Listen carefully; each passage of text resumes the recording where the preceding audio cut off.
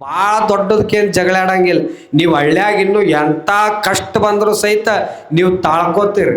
ತಾಳಿ ಯಾಕೆ ಕೊಳ್ಳಕ್ಕೆ ಕಟ್ತಾರ ಅಂತಂದ್ರೆ, ತಾಳಿ ಯಾಕೆ ಕೊಡ್ತಾರಂದ್ರೆ ಕುತ್ತಿಗೆಗೆ ಯಾಕೆ ಕಟ್ತಾರ ಅಂತಂದ್ರೆ, ತಾಳಿಯನ್ನ ಕುತ್ತಿಗೆ ಮಠ ಕಷ್ಟ ಬಂದರೂ ಸಹಿತ ನೀ ತಾಳ್ಕೋಬೇಕಂತ ತಿಳ್ಕೊಂಡು ಕುತ್ತಿಗೆಗೆ ತಾಳಿ ಕಟ್ತಾರ ಅಂತಕ್ಕಂಥದ್ದು ಅರ್ಥ.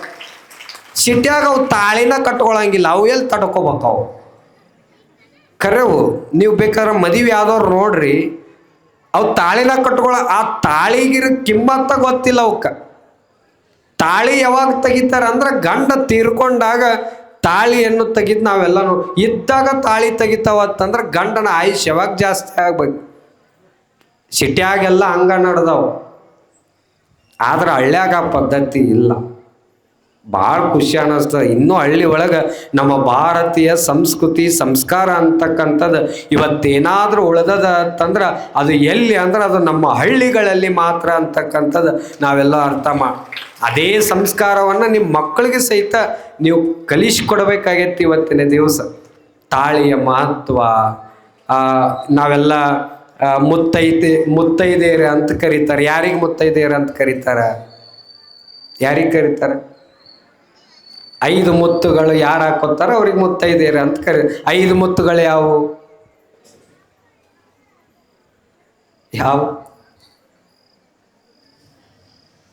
ಕುಂಕುಮ, ಬಳಿ, ಮೂಗ್ನತ್ತ, ಕಾಲುಂಗುರ, ತಾಳಿ. 5 ಅದಾವ. ಇವು 5 ಎಲ್ಲ ಕರೆಕ್ಟ್ ಅದಾವ ನಿಮ್ಮ ಹತ್ರ? ಇದರ ಮಹತ್ವವನ್ನು ಮಕ್ಕಳಿಗೆ ಹೇಳ್ಕೊಡು. ಟಿಕ್ಲಿ ಬಂದಾವಿ, ಕುಂಕುಮ ಹೋಗ್ಯಾವ. ಈಗ ಟಿಕ್ಲಿ ಹೆಂಗೆ ಹಚ್ಕೋತಾರ ಅಂತಂದ್ರೆ ಮತ್ತು ಡ್ರೆಸ್ ಕೋಡ್, ಆ ಸೀರೆ ಮ್ಯಾಚಿಂಗ್ ಆಗೋ ಟಿಕ್ಲಿ ಮತ್ತು ಕಲರ್ ಟಿಕ್ಲಿ. ಕುಂಕುಮ ಗೋವಿಂದ. ನಮ್ಮ ಸಂಸ್ಕೃತಿಯನ್ನು ನಾವು ಬಿಡಕ್ಕೆ ಹೋಗ್ಬಾರ್ದು. ನೋಡ್ರಿ ಇವತ್ತೆಲ್ಲ ನೀವೆಲ್ಲ ಎಷ್ಟು ಚಂದ ಕುಂತ್ಕೊಂಡ್ರಿ, ಎಲ್ಲ ಮುತ್ತೈದೆಯರಂಗೆ ಕಾಣಾಕತ್ತೀರಿ. ಸಾಕ್ಷಾತ್ ಗುಡ್ಡಾಪುರ ದಾನಮ್ಮ ದೇವಿನ ಇಲ್ಲೇ ಬಂದು ಕುಂತ್ಕೊಂಡಂಗೆ ಆಗೈತಿ ಇವತ್ತು. ಇದು ನಿಮ್ಮ ಬಗ್ಗೆ ಹೇಳಿದ್ರೆ ಚಪ್ಪಾಳೆ ತಟ್ಕೊಳ್ಳೋರು. ನೋಡಿ ಗುಡ್ಡಾಪುರ ದಾನಮ್ಮ ದೇವಿ ಅಂತಂದ ನೋಡಿ ಎಷ್ಟು ಚಂದ ಎಲ್ಲರೂ ಕಾಣಾಕತ್ತೀರಿ. ತಲೆ ಮ್ಯಾಗ ಸೆರಗು ಹಚ್ಕೊಂಡಿರಿ. ನೀವು ಅಲ್ರಿ ಅವ್ರದ್ದು ಹೇಳಾಗ ನೀವ್ಯಾಕೆ ಹುಚ್ಕೊಳಾಗತ್ತೀರಿ? ತಂಡ ಎತ್ತಿದಕ್ಕ. ಈಗ ನೋಡಿ ಆಜು ಬಾಜು ನೋಡಿ ಈಗ ಒಂದಿಟ್ಟು ಮಂದಿ ಹಚ್ಕೊಂಡು. ಮಳೆರ ಯಾಕೆ ಬಂದಾನ ಅಂತಂದ್ರೆ ನೀವು ಯಾರು ತಲೆ ಮ್ಯಾಗ ಸೆರಗ ಹಚ್ಕೊಂಡಿದ್ದಿಲ್ಲ, ಅದಕ್ಕೆ ಹೊಚ್ಕೋರಿ ಅಂತ ಹೇಳಕ್ಕೆ ಬಂದಿದ್ದಾವ. ಮತ್ತೆ ಮಳೆ ಬಂದಾಗ ಹೊಚ್ಕೊಂಡಿದ್ರು ಮತ್ತೆ ಮಳೆ ಹೋದ್ಕೊಳ್ಳೆ. ಮಳೆರಾಯನು ಸಂಸ್ಕಾರ ಕಲ್ಸಕ್ಕೆ ಬಂದಾನ. ನಾವು ಚಂದ ನಮ್ಮ ಧರ್ಮದ ಆಚಾರ ವಿಚಾರಗಳನ್ನು ನಾವು ಉಳಿಸ್ಬೇಕು, ಬೆಳೆಸ್ಬೇಕು. ಅದೇ ಆ ಮಕ್ಕಳ ಮೇಲೆ ಪರಿಣಾಮ ಬೀರುತ್ತದೆ. ಈಗೆಲ್ಲ ದೊಡ್ಡ ದೊಡ್ಡ ಸಿಟಿ ಒಳಗೆ ನೋಡಿಬಿಟ್ರಿ ಅಂತಂದ್ರೆ ಭಾಳ ಅನಾಹುತಗಳು ನಡೆದಾವ. ಈಗ ರೊಕ್ಕ ಕೊಟ್ಟು ಹರಕ್ ಪ್ಯಾಂಟ್ ಹಾಕೊಳಕತ್ತಾವ. ಈಗ ಅವಾಗ ಬಡವ್ರು ರೊಕ್ಕ ಇಲ್ಲಾರಕ್ಕೆ ಬಡತನ ಇದ್ದಿದ್ದಕ್ಕೆ ಅವ್ರು ಅರ್ಧಿದ ಬಟ್ಟೆ ಹಾಕೋತಿದ್ರು. ಈಗ ರೊಕ್ಕ ಕೊಟ್ಟು ಎಂಥ ಪರಿಸ್ಥಿತಿ ನಮ್ಮ ದೇಶಕ್ಕೆ ಬಂದದ. ಅದರ ಸಲುವಾಗಿ ಒಳ್ಳೆ ಸಂಸ್ಕಾರ ಕಲಿಸ್ಬೇಕು. ಮನೆ ಒಳಗೆ ನೀವೆಲ್ಲ ಚಂದ ಗಂಡ ಹೆಂಡತಿ ಆದವ್ರು ಚಂದ ಪ್ರೀತಿಯಿಂದ ಇರ್ಬೇಕು. ಇಟ್ಟಿಗೆ ಜಗಳಾಡಕ್ಕೆ ಹೋಗ್ಬಾರ್ದು. ಎಲ್ಲರ ಮನ್ಯಾಗ ಜಗಳ ಇರುವ, ಯಾರ ಮನ್ಯಾಗೂ ಜಗಳ ಇಲ್ಲ ಅನ್ನಂಗಿಲ್ಲ. ಯಾರು ಜಗಳಾಡ್ಲಾರ್ದವ್ರು ಯಾರ ಮನ್ಯಾಗ ಅದಿರ್ ಕೈ ಎತ್ತರು. ಒಟ್ಟ ನಾವು ಇಟ್ಟು ವರ್ಷ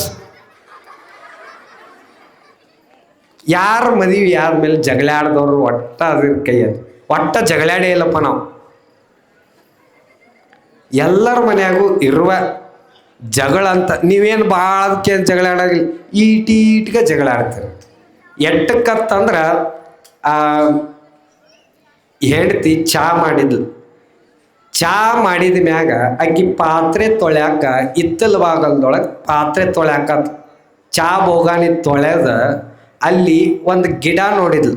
ಯಾವ ಗಿಡ ಅಂದ್ರೆ ಹುಣಸಿ ಗಿಡ ಬೆಳ್ಯಾಕತ್ತಿತ್ತು. ಆ ಹುಣಸಿ ಗಿಡ ಬೆಳ್ಯಾಕತ್ತಿದ್ದು ನೋಡಿ ಗಂಡಗೆ ಬಂದು ಹೇಳಿದ್ಲು, ಯಜಮಾನ್ರೇ ಒಂದು ಖುಷಿಯಾಗಿರ್ತಕ್ಕಂಥ ವಿಚಾರ ಏನು, ನಮ್ಮ ಹಿತ್ತಲ ಬಾಗಲದೊಳಗೆ ಹುಣಸಿ ಗಿಡ ಬೆಳ್ಯಾಕತ್ತದ. ಗಂಡು ಫುಲ್ಲು ಖುಷಿ ಆದ. ಏನು ದೊಡ್ಡ ಬಂಗಾರ ಸಿಕ್ಕೋರು ನಮ್ಮನಿ. ಇಬ್ರು ಹುಣಸಿ ಗಿಡ ಬೆಳ್ಯಾಕತ್ತಿದ ಖುಷಿ ಆದ. ಅವಾಗ ಹೇಳಿದ್ಲು, ಗಂಡು ಹೇಳಿದ, ಹುಣಸಿ ಗಿಡ ಬೆಳ್ಯಾಕತ್ತದ ಭಾರಿ ಖುಷಿ ಆದ. ಹೇಳ್ತೆ ಅಂದ್ಲು, ಆ ಹುಣಸಿ ಗಿಡ ಮುಂದೆ ಏನ್ರ ದೊಡ್ಡದಾಗಿ ಬೆಳೀತಂದ್ರೆ ಆ ಗಿಡ ಹುಣಸಿ ಹಣ್ಣು ಬರ್ತಲ್ಲ, ಆ ಹಣ್ಣು ತಗೊಂಡು ಏನು ಮಾಡೋಣ ಅಂತಂದ್ರೆ ಏನರ ಒಂದು ಚಾದ ಅಂಗಡಿ ಇಡೋನು. ಇಬ್ರು ಪ್ಲ್ಯಾನ್ ಮಾಡಕತ್ರು. ಇನ್ನು ಹುಣಸಿ ಗಿಡ ಎಟ್ಟದ ಅದನ್ನ ಹೇಳ್ಬೇಕು ನಮ್ಗೆ. ಹುಣಸಿ ಗಿಡ ಎಟ್ಟದ ಇಟ್ಟ ಅವ್ರು ಪ್ಲ್ಯಾನ್ ಮಾಡಕತ್ರು. ಆ ಹುಣಸಿ ಹಣ್ಣು ಆದಮೇಲೆ ಆ ರೊಕ್ಕ ತಗೊಂಡು ಆ ಗಿಡ ಕಡಿಸಿ ಆ ರೊಕ್ಕ ಏನು ಬರ್ತದಲ್ಲ ಅದನ್ನ ತಗೊಂಡು ಏನು ಮಾಡೋಣ ಅಂತಂದ್ರೆ ಚಾದ ಅಂಗಡಿ ಇಡೋನು. ಅವಾಗ ಗಂಡು ಹೇಳಿದ, ನಾವೇನ್ರ ಮುಂದೆ ಚಾದ ಅಂಗಡಿ ಇಟ್ಟೇವತ್ತಂದ್ರೆ ನಿಮ್ಮ ಮನೆ ಒಳಗೆ ತವ್ರ ಮನೆಯಿಂದ ಯಾರ ನಿಮ್ಮ ಅಣ್ಣ ತಮ್ಮಂದ್ರೆ ಬಂದ್ರಂದ್ರೆ ಅವ್ರಿಗೆ ಪುಕ್ಸೆಟ್ಟಿ ಚಾ ಕೊಡಂಗಿಲ್ಲ. ಇನ್ನು ಹುಣಸಿ ಗಿಡ ಎಟ್ಟದ ಇಟ್ಟ ಅದನ್ನ ನೆನಪಿಟ್ಕೋಬೇಕು ನೀವು. ಗಂಡಂದ ಪುಕ್ಸೆಟ್ಟಿ ಚಾ ಕೊಡಂಗಿಲ್ಲ. ಅವಾಗ ಹೇಳ್ತಂದ್ಲು, ನಮ್ಮ ಅಣ್ಣ ತಮ್ಮದ್ರು ಬಂದ್ರೆ ಪುಕ್ಸೆಟ್ಟಿ ಚಾ ಕೊಡಂಗಿಲ್ಲ. ನನ್ನ ತವ್ರ ಮನೆ ಇಂದ ಬರುವಾಗ ಇಟ್ಟು ವರದಕ್ಷಿಣೆ ತಂದೀನಿ, ಪ್ಯಾಣ ತಂದೀನಿ, ಬ್ಯಾಡ ತಂದೀನಿ, ಸೋಫಾ ಸೆಟ್ ತಂದೀನಿ. ಅಟ್ಟ ನಮ್ಮ ತವ್ರ ಮನೆಯಿಂದ ನಿನಗೆಲ್ಲ ಕೊಟ್ಟು ಕಳಿಸ್ಯಾರ. ಅವರ ಬಂದ್ರೆ ನಿನಗೆ ಪುಕ್ಸೆಟ್ಟಿ ಚಾ ಕೊಡಂಗಿಲ್ಲ ಅಂತ ಇಬ್ಬರು ಬಾಯಿ ಹತ್ತಿ ಜಗಳಾಡಕತ್ರು. ಗಂಡ ಸೆಟ್ ಬಂದು ಹೆಂಡ್ತಿಗೆ ಹೊಡೆದ ಬಿಟ್ಟ. ಇನ್ನು ಹುಣಸಿ ಗಿಡ ಎಟ್ಟದ ಜಗಳಾಡಿದ್ರು. ಹೇಳ್ತಿ ಚಟ್ಕೊಂಡ ಪ್ಯಾಕ. ಈಗ ಹೆಣ್ಮಕ್ಳಿಗೆ ಅಂಜಿಕಿಲ್ಲೀಗ. ಗಂಡ ರೊಕ್ಕ ಕೊಡ್ಲಿಕ್ಕಂದ್ರು ಆಧಾರ್ ಕಾರ್ಡ್ ತೋರಿಸಿದ್ರು ತವ್ರ ಮನೆಗೆ ಹೋಗೇ ಬಿಡೋದ. ಗೃಹಲಕ್ಷ್ಮಿದು 2,000 ರೂಪಾಯಿ ಬಂದಿರ್ತಾವ. ಇವರು ಗಂಡ್ಮಕ್ಳು ಭಾಳ ಶಾಲೆಯಾಗ್ಯಾರೀಗ. ಈ ತಿಂಗಳಾಗನ 2,000 ರೂಪಾಯಿ ಬರ್ತಾವ. ಹೆಂಡ್ತಿಗೆ 2 ದಿನ ಮುಂಚೆ ಸಮಾಧಾನ ಮಾಡೋದು. 2,000 ರೂಪಾಯಿ ಬಂದು ಕಿಶೇಕ ನಡಿ ಮತ್ತ 25 ದಿನ ಮಾತಾಡ್ಸಂಗಿಲ್ಲ. ಮತ್ ಸಮೀಪ ಬರ್ನ ಮತ್ ಸಮಾಧಾನ ಮಾಡೋದು. ಅಕ್ಕಿ ಸುಟ್ಟಿಗೆ ಪ್ಯಾಕ್ ಮಾಡ್ಕೊಂಡು ತವ್ರ ಮನೆಗೆ ಹೋಗೇ ಬಿಟ್ಲ. ಜಗಳ ಎದರ ಸಲುವಾಗಿ ಹೋದ್ಲು.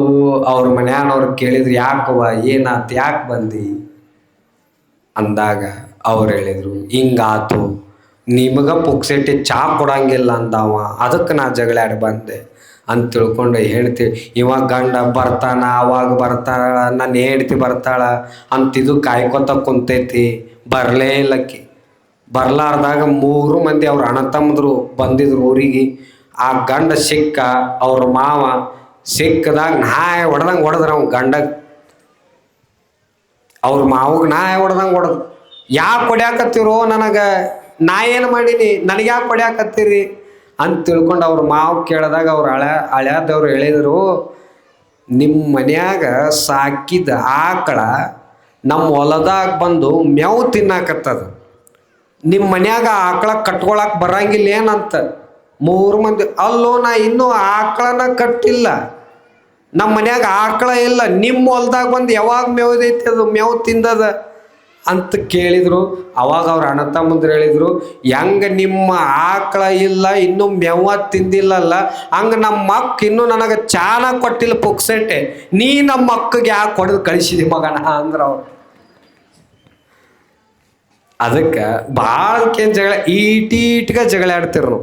ಅದಕ್ಕೆ ನಾ ಹೇಳೋದಿಟ್ಟ, ಜಗಳಾಡ್ರಿ, ಜಗಳಾಡಕ್ಕೆ ಬೇಡ ಅನ್ನಂಗಿಲ್ಲ. ಎಲ್ಲರ ಮನೆ ದೋಸೆ. ಅದಕ್ಕೆ ಜಗಳಾಡ್ರಿ. ಆದರೆ ನಿಮ್ಮ ಜಗಳ ಎಲ್ಲಿರ್ಬೇಕಂತಂದ್ರೆ 4 ಗೋಡೆಗಳ ಮಧ್ಯೆ ಅಷ್ಟ ನಿಮ್ಮ ಜಗಳ ಇರಬೇಕು. ಆ ಜಗಳ ಹೊರಗೆ ಬರಾಕ್ ಬಿಡಬಾರ್ದು. ಕೊನೆಗೆ ಹೊರಗೆ ಬಂದ್ರು ಬರಲ್ಲ. ಯಾಕೆ ಆ ಜಗಳ ಪಂಚಾಯತಿ ಕಟ್ಟಿ ಹತ್ಸಾಕ್ ಬಿಡಬಾರ್ದು.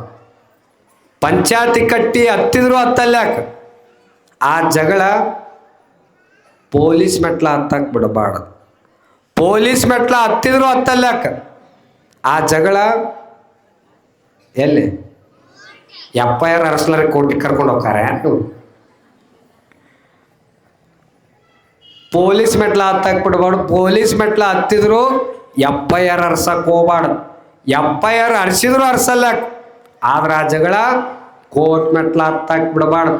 ಈ ಕಡೆ ಕೋರ್ಟ್ ಮೆಟ್ಲ ಹತ್ತಿದ್ರೆ ಜಾಮೀನು ಇಲ್ಲ, ಜಮೀನು ಇಲ್ಲ, ಮುಖ ಮಾರಿ ಒಣಗಿಸ್ಕೊಂಡು ಊರಿಗೆ ಬಂದು ಊರಿಗೆ ಬ್ಯಾಸರ ಆಗಕ್ಕೆ ಹೋಗ್ಬೇಡ್ರಿ ಅಂತ ನಿಮ್ಗೊಂದು ಒಳ್ಳೆ ಸಂದೇಶ ಹೇಳ್ತೀನಿ. ವಾಟ ಜಗಳ ಆಡಕ್ಕೆ ಹೋಗ್ಬಾರ್ದು. ಚಂದ ಗಂಡ ಸತಿ ಪತಿಗಳು ಒಂದಾದ ಭಕ್ತಿ ಹಿತವಾಗಿಪ್ಪುದು ಶಿವಂಗೆ ಅಂತ ಹೇಳ್ತಾರ. ಹಂಗೆ ಏನೇ ಒಂದು ಸಂಸಾರ ಅಂದ ಮ್ಯಾಗ ಕಷ್ಟನೂ ಬರ್ತಾವ, ದುಃಖನೂ ಬರ್ತಾವ. ಕಷ್ಟ ಬಂದಾಗ ಭಾಳ ಕುಗ್ಗಕ್ಕೆ ಹೋಗ್ಬಾರ್ದು, ಸುಖ ಬಂದಾಗ ಭಾಳ ಹಿಗ್ಗಕ್ಕೆ ಹೋಗ್ಬಾರ್ದು. ಸುಖ ದುಃಖ ಎರಡೂ ಬಂದಾಗ ಸಮನಾಗಿ ಸ್ವೀಕರಿಸುವಂಥ ಮನೋಭಾವ ಯಾರಲ್ಲಿ ಬರ್ತದಲ್ಲ ಅವ್ರ ಸಂಸಾರ ಭಾಳ ಚೆನ್ನಾಗಿ ನಡೀತದ ಅಂತಕ್ಕಂಥದ್ದು ನೀವೆಲ್ಲರೂ ಸಹಿತ ಅರ್ಥ ಮಾಡ್ಕೊಂಡು ಚಂದ ಬದುಕು. ನೀವು ಮನೆ ಒಳಗೆ ಚಂದ ಗಂಡ ಹೆಂಡತಿ ಚಂದ ಬದುಕಿದ್ರೆ ನಿಮ್ಮ ಮಕ್ಕಳು ನೋಡಿ ಮುಂದೆ ಅವ್ರ ಹೆಂಡತಿ ಜೊತೆ ಚಲೋ ಇರ್ತಾರೆ.